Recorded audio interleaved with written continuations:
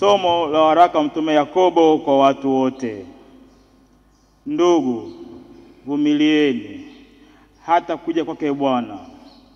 Tazama, mkulima ungoja mazao ya nchi yaliyo ya thamani, huvumilia kwa ajili yake hata yatakapopata mvua ya kwanza na ya mwisho. Nanyi vumilieni, mthibitishe mioyo yenu, kwa maana kuja kwake Bwana kunakaribia.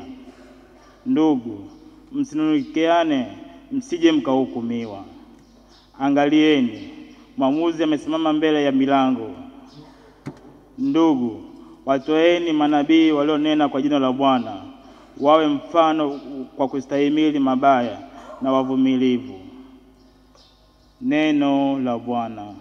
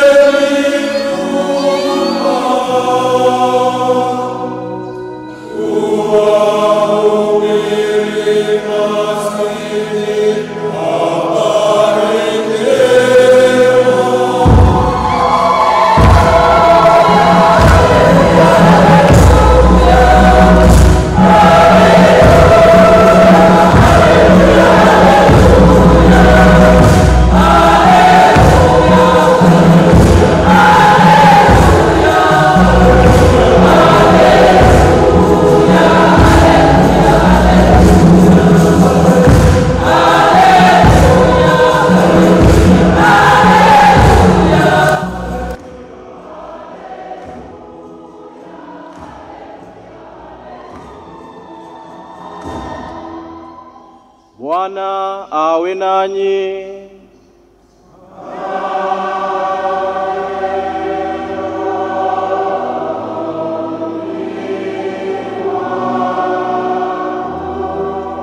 Somo la Injili takatifu ilivyoandikwa na Mathayo.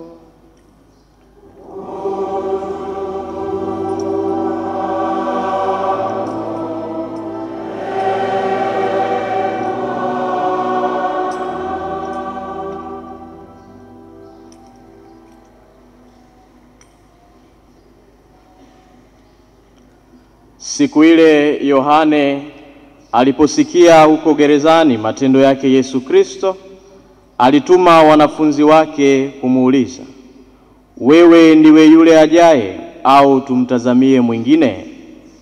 Yesu akajibu akawaambia, nendeni mkamweleze Yohane mnayoyasikia na kuyaona. Vipofu wanapata kuona, viwete wanakwenda, wenye ukoma wanatakaswa, viziwi wanasikia, wafu wanafufuliwa, na maskini wanahubiriwa habari njema. Naye heri awaye yote asiyechukizwa nami. Na hao walipokwenda zao, Yesu alianza kuwaambia makutano habari za Yohane. Mlitoka kwenda nyikani kutazama nini? Unyasi ukitikiswa na upepo.